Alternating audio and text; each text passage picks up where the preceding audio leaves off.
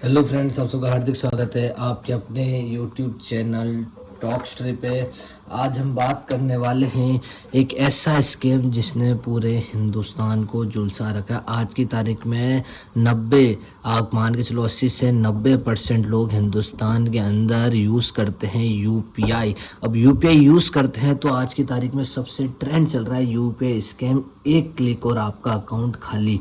मान के चलो आपको फेसबुक पे, इंस्टा पे, व्हाट्सएप पे या मैसेंजर पे कहीं पे भी आपके जैसे मेनली मैसेज पे आता है, पर अब व्हाट्सएप, फेसबुक, इंस्टाग्राम पर भी एक्टिव होने लग गया है। मान लो मैसेज आता है कि एक क्लिक कीजिए और आपके अकाउंट में 10,000 रुपये आपको प्राप्त होंगे, और जैसे ही आप क्लिक करते हैं आपके अकाउंट में से जो 10,000 रुपये हैं वो निकल जाते हैं और आपका अकाउंट पूरा खाली हो जाता है।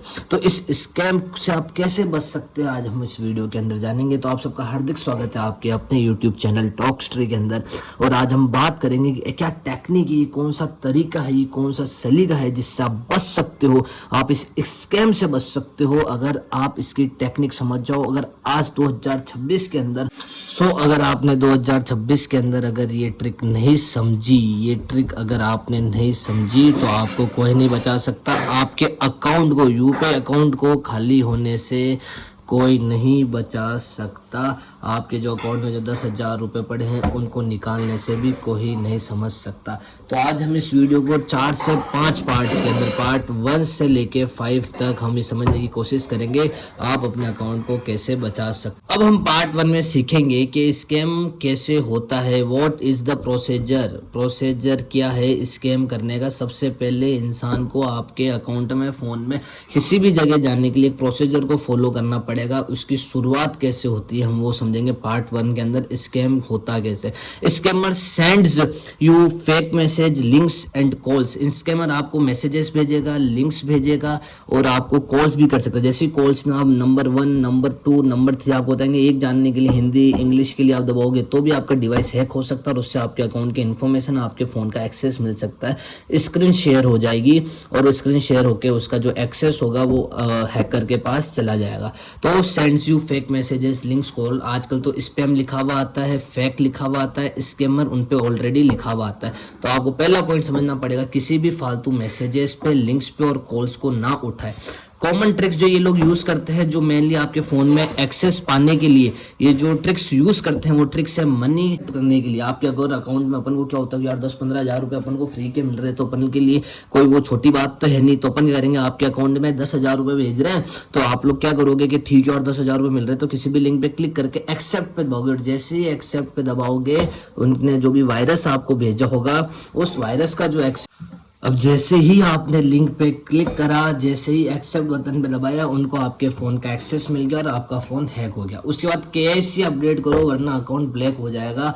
बहुत बार अपन को केवाईसी के मैसेजेस आते हैं कि केवाईसी जरूर सी इंसान की जो पर्सनल डिटेल्स होती है अपन उसको केवाईसी कहते हैं, जिससे वेरीफाई होता है कि ह्यूमन है, हिंदुस्तान का है, किस देश का नागरिक है और ये अकाउंट यूज़ कर सकता है। तो केवाईसी के फर्जी मैसेजेस डालते हैं। बाकी एक बार केवाईसी कंप्लीट करने के बाद अपन को केवाईसी कभी भी अपडेट नहीं करानी पड़ती बैंक अकाउंट्स के अंदर। और ऐसा कुछ आता है तो आप अपने नियर बाई बैंक अकाउंट में खुद जाके केवाईसी कराएं, क्योंकि केवाईसी कोई छोटी मोटी चीज़ नहीं है कि बहुत ही इंपॉर्टेंट चीज़ है। तो फालतू कहीं भी मैसेज आ जाए, मैसेज पे, व्हाट्सएप पे या किसी भी जगह की केवाईसी अपडेट करो तो आपको नहीं करनी है। फ़ोन पे, गूगल पे, पेटीएम पे जाके ही आपको करना है। इनके जो ऑफिशियल्स ऐप है इधर ही जाके करना है। रिफंड लेने के लिए पिन डाले, क्योंकि जो कंपनीज होती है, जो हैकर्स होते हैं, फ्रॉड्स होते हैं, उनको सब पता होता है कि आप कहाँ से खरीद रहे हो। आप फ्लिपकार्ट से खरीद रहे हो, आप अमेजोन से खरीद रहे हो, आप स्नैपडील से खरीद रहे हो, आप किस वेबसाइट से खरीद रहे हो। और अगर आपको वहाँ से रिफंड चाहिए, जैसे मान लो इन्होंने एक फेक आईडी, इन्होंने खुद ने एक फेक वेबसाइट बनाई। फेक वेबसाइट बनाने के बाद इन्होंने क्या करा कि आपने वहाँ से उनके शॉपिंग करी, आपके पास आया, शॉपिंग करी तो वो प्रोडक्ट आपके पास नहीं आया तो वो लोग क्या करेंगे, अब आपको आगे से मैसेज करेंगे व्हाट्सएप पे कि हमें आपको रिफंड चाहिए, आपने हमारी वेबसाइट से ऑर्डर मंगाया था वो हम आपको डिलीवर नहीं कर पाए, अब हम आपको रिफंड दे रहे हैं उसी चीज़ का। मतलब पहले तो वो आपके साथ स्कैम कर चुके हैं उस सामान को लेके, अब आपके साथ डबल स्कैम करने के लिए वो रिफंड भेज रहे हैं आपको कि भैया आपको रिफंड चाहिए तो आप इस पर क्लिक कीजिए, हमारी वेबसाइट पर आपको रिफंड मिल जाएगा। जैसे आप रिफंड डालोगे, OTP आएगा, डालोगे, पिन डालोगे, और पिन देते ही सबसे बड़ी मिस्टेक है, आपका अकाउंट हैक हो जाएगा और आपका जो 6 अंक का पिन होगा वो उनके पास आ जाएगा। बाकी सब कुछ करना उनके लिए बहुत ही शॉर्ट, स्वीट एंड ईजी है। समझते पार्ट 2 को। सबसे बड़ी गलती इंसान क्या करता है, याद रखो कि जो UPI है उसमें अगर आप किसी को पेमेंट होता है, आप किसी को पेमेंट, मान लो आप राजू हो और रमेश को अगर आप पेमेंट भेज रहे हो तो आपको जब पिन डालना पड़ेगा कि भाई मैं अपने SBI के UPI फ़ोन पे के माध्यम से मैं पेमेंट रमेश को भेज रहा हूँ, तो इस माध्यम के बीच में आपको अपना UPI पिन डालना पड़ेगा। आपने जो भी पिन सेट करा है वो डालना पड़ेगा, तभी जाके आप उसको पेमेंट कर पाओगे। इफ़ अगर आपको किसी को पेमेंट करना है तो आपको UPI पिन डालना पड़ेगा। अगर आपको किसी से पेमेंट लेना है तो आपको अपना QR, अपनी UPI ID, अपनी बैंक डिटेल्स ये देनी पड़ेगी, तीनों चीज़ें, ना कि आपको अपना पिन देना पड़ेगा। तो ज़िंदगी में याद रखो कि पैसे रिसीव करने के लिए कभी भी पिन नहीं देते, पैसे देने के लिए, किसी को हम पैसा ट्रांसफ़र करते हैं तब अपन पिन देते हैं, पिन लगाते हैं, वरना अपन, और वो भी ऑफिशियल ऐप के अंदर, ऑफिशियल ऐप के अंदर, ऑफिशियल बैंक अकाउंट के अंदर अपन वो चीज़ देते हैं, ना कि पैसे किसी भी फ्रॉड वेबसाइट में। अब पार्ट 3 आता है रियल लाइफ ट्रैप्स के। रियल लाइफ में ये ट्रैप कैसे बनाते हैं, रियल लाइफ के ये ट्रैप्स किस तरीके से आपको करते हैं। सबसे पहले आपके साथ सबसे फ्रेंडली चीज़ करेंगे, स्क्रीन शेयर, कि भाई आपके साथ स्क्रीन शेयर कर ली, आपको दिखा दिया कि सर ये देखिए मेरा फ़ोन का एक्सेस है, तो आपको ट्रस्ट होगा यार कि भाई अगले ने मेरे को अपना फ़ोन बता दिया।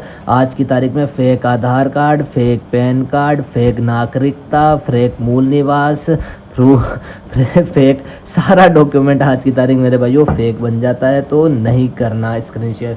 रियल लाइफ विजिट, आपसे आपके घर पे आके विजिट भी कर सकते हैं, उसमें आपके साथ बड़ा फ्रॉड हो सकता है। बैंक मैनेजर करके, बैंक का आदमी बात करके आपसे मिल सकते हैं, आपको QR भेज सकते है। आपको ज़्यादा ट्रस्ट दिलाने के लिए, आपका भरोसा 110% जीतने के लिए आपको ये QR भी भेज सकते हैं कि सर ये QR है, और जब आप QR पे क्लिक करोगे तो आपको फिक्स अमाउंट दिखेगा 150 रुपये, तो आपको और ज़्यादा भरोसा होगा कि यार ये तो इतना बढ़िया आदमी, इसमें तो जैसे QR पे अपन क्लिक कर रहे हैं कि अपन जैसे QR पे क्लिक कर रहे हैं तो सिर्फ QR खुद ही आगे से बोल रहा है कि 150 रुपये दो, 150 से ना ज़्यादा ना कम, तो आपको लगेगा यार ये आदमी फ्रॉड नहीं कर रहा, पर एक्चुअल में ये कम फ्रॉड होता है, पर लाखों लोगों के साथ हो रहा होता है। तो छोटी सी मिस्टेक आपकी बड़ी गलती बन सकती है। अब इससे बचने के लिए हम पार्ट 4 के अंदर देखेंगे हमें किन किन चीज़ों का ध्यान रखना चाहिए, वो हम अगर पार्ट 4 में हम बात करेंगे बचने का तरीका, सिंपल रूल्स को फॉलो करना है। ये हमारा है पार्ट 4, लास्ट एंडिंग है हमारे इस पूरी वीडियो की, कि साइबर क्राइम से आप किस तरीके से कर सकते हो। तो do not click on unknown links, आप किसी भी अननोन लिंक पर क्लिक ना करें, उनको टच ना करें, उन पर ना दबाएं, उनको सीधा DELET ऊपर से ही रफा दफा कर दे। किसी को भी अपना UPI पिन मत बताना, किसी को भी जो अपना UPI का पिन है वो नहीं बताना है, अपना UPI का पिन किसी को भी शेयर नहीं करना। रिसीव मनी के नाम पे भी पिन मत दो, किसी को भी जो रिसीव मनी होता है, मतलब कोई आपको पैसा भेजना चाहता है और बोलता है कि मैं आपको 10,000 भेज रहा हूँ, आप अपना UPI पिन बताओ, तो आपको उसको अपना UPI पिन नहीं बताना है। सस्पिशियस कॉल्स को तुरंत कट कर दो, जो भी सस्पिशियस कॉल होते हैं उनको तुरंत कट कर दो, उनको नहीं उठाना है। अगर जिस भी ट्रू कॉलर डाउनलोड करके रख लो, ट्रू कॉलर फ्री में भी चलता है, उसमें स्पैम वाला दबा दो, उसमें जैसी कोई स्पैम कॉल आएगा वो कट हो जाएगा, या आपको बता दिया जाएगा कि ये फ्रॉड है, तो वो कट हो जाएगा। और अगर इन सारी चीज़ों का अगर इन सब से आपका कोई भी काम नहीं बने, ये सब अगर आपके सामने जीरो हो जाए, पार्ट 1, 2, 3, 4 आप किसी को भी फॉलो नहीं करो और आप फिर भी फंस जाओ, तो आपको कुछ नहीं करना है। 1930 पे कॉल करके अपनी प्रॉब्लम को बताना है और उसके बाद cybercrime.government.in पर रिपोर्ट करनी है। cybercrime.government.in पर रिपोर्ट करनी है। राजस्थान और हिंदुस्तान के हालात इतने बुरे कि आप रिपोर्ट भी कर दोगे तो ये तो पहली बात तो यहाँ फ़ोन उठेगा नहीं, और उठ भी गया तो 100, 500, 1000, 2000 वाली तो ये रिपोर्ट लेंगे ही नहीं, इस पर डिले डालते रहेंगे। और cyber.com गवर्नमेंट, वहाँ पर सालों साल आपकी रिपोर्ट पेंडिंग में ही रहेगी। फिर भी अपनी एक लोकतंत्र, सो कॉल्ड, फिर लगाना भूल गया, सो कॉल्ड लोकतंत्र के अंदर आप ये काम कर सकते